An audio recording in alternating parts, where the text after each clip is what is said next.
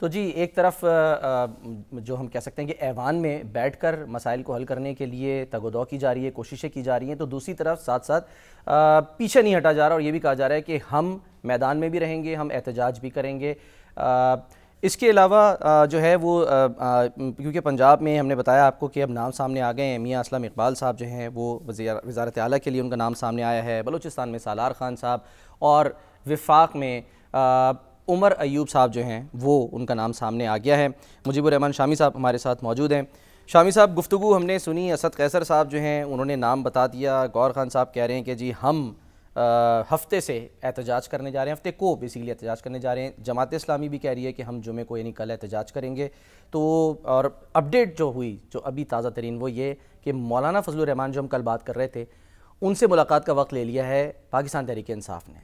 5 रुकनी वफ्द वो जाएगा मौलाना से मिलने के लिए। बैरिस्टर गौहर, असद कैसर उसमें शामिल होंगे, क्योंकि जो आज अडियाला जेल में गए हैं, मुलाकातें हुई हैं बानी चेयरमैन से, तो उन्होंने जो है वो टास्क दिया असद कैसर को कि आप तमाम जमातों से रब्ता करें सिवाय MQM, पीपल्स पार्टी और नून लीग।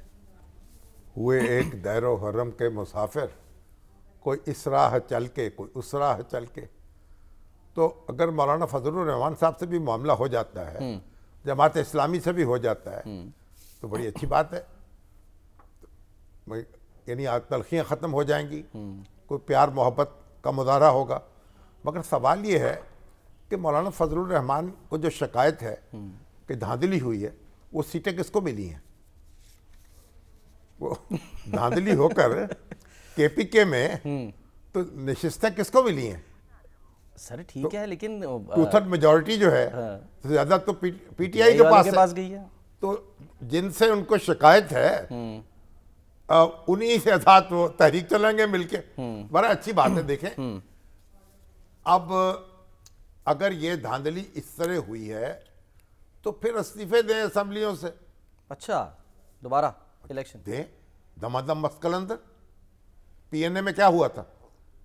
PNA वाले जो थे 1 मिनट के लिए असम्बली में नहीं बैठे, उन्होंने कहा हम नहीं मानते। अब आप असम्बलियों में भी बैठ रहे हैं, हलफ भी उठा रहे हैं, अपने वजीर आजम के लिए नामजद भी कर रहे हैं उम्मीदवार और वज़ीर आला के लिए। तो फिर आप मुझे ये बताएं, और ऐवान से बाहर भी होंगे, तो ऐवान में भी मैदान में भी दोनों? नहीं, ऐवान में भी होंगे, मैदान में भी होंगे, तो फिर आपस में ही टकरा जाएंगे आप। और अगर आप मैदान में आएंगे, ज़्यादा हंगामा हो जाएगा, फिर क्या होगा? फिर क्या हुआ था जब PNA और पीपल्स पार्टी आपस में टकराए, और फिर क्या हुआ? डिसॉल्व। फिर क्या? फिर मार्शल आए, जनरल ज़िया-उल हक आ गए, 8 साल तक हुकूमत फरमाई बगैर इंतखाबात के।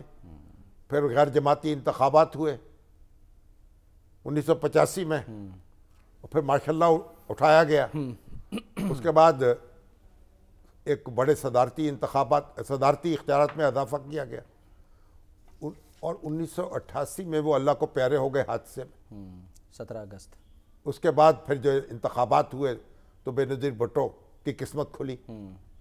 तो अगर ये एक दूसरे को बर्दाश्त नहीं करना, मैदानों में हमला करना है, ऐवानों में हमला करना है, एक तहरीक चलानी है, तो फिर तैयार हो जाना चाहिए फिर उसके लिए।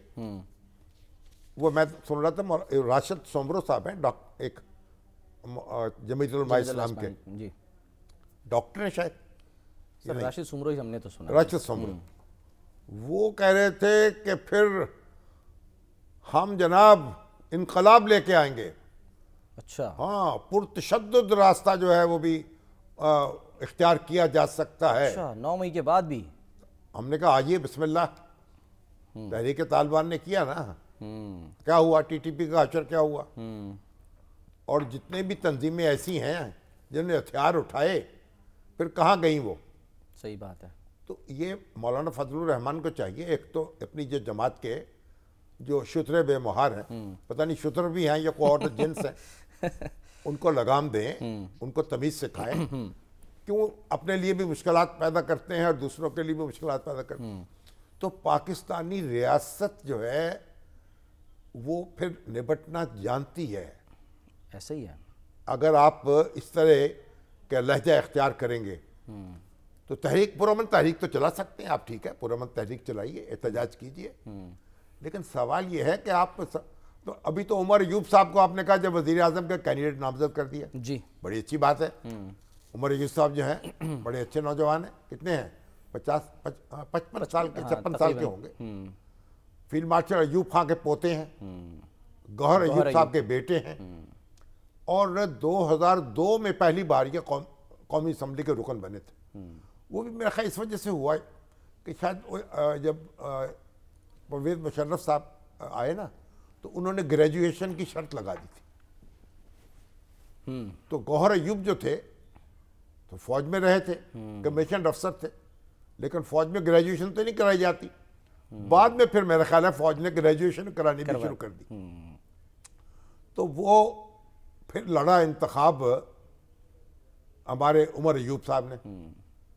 अब उमर अयूब मुस्लिम लीग काफ में रहे हैं, मुस्लिम लीग नून में रहे हैं, और फिर पीटीआई में आए हैं, और पीटीआई के भी वजीर रहे, शौकत अजीज की काबीना में भी वजीर रहे, वजीर मुमलकत, शायद खजाना के, हवाबाजी भी रहे फिर वो पीटीआई में, कई दफा इलेक्शन लड़ चुके, अमेरिका से पढ़े हुए हैं, ताला तालीम याफ्ता हैं, और दो दफा हार भी चुके इलेक्शन, और एक दफा जीत के कुछ देर के लिए असेंबली में आए, फिर उनके खिलाफ उधरदारी मंजूर हो गई तो फिर सीट से हाथ धोना पड़ा। तो बहरहाल 2018 में उन्होंने पीटीआई के टिकट पे इंतखाब लड़ा, और पहले तो वजीर हुए मेरा ख्याल एनर्जी के, वजीर तवानाई, हाँ, फिर हुए इकोनॉमिक अफेयर्स के। तो अभी मुतमिद यानी उन पे भरोसे के आदमी हैं इमरान खान साहब के, और आपको पता है उनके वालिद साहब का इंतकाल हुआ गुज़श्ता दिनों, उनके जनाजे में शरीक थे कि उनको गिरफ्तार करने वाले आ गए, और अब भी मुश्किल सूरत हाल से दो चार है वो। लेकिन मेरे ख्याल खान साहब ने कोई सलीके का काम किया है तो ये किया है, अच्छा, कि उनको वज़ीर आज़म नामजद किया।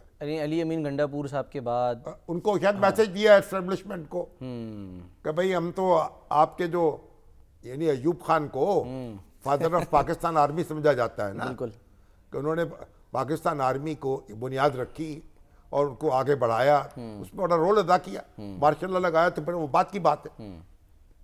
तो अयूब खान का एहतराम तो है ना फौज के अंदर भी और फौज से बाहर भी। यानी हम ये कह सकते हैं कि जो इस वक्त चेयरमैन हैं पीटीआई के गौहर खान, उनके बाद एक सॉफ्ट चेहरा एक और जो है वो सामने आ सकता है। उनके लिए सॉफ्ट चेहरा एस्टेब्लिशमेंट के लिए। अब पता नहीं एस्टेब्लिशमेंट ये मैसेज वसूल करे ना करे, उसने भी तो कानों में रुई ठोंस रखी है ना, और आंखों पे पट्टी बांध रखी है। सर वो कहते ना हम देखेंगे ना सुनेंगे, जो आप अपना काम करें, हमें अपना काम करने दें। सही है।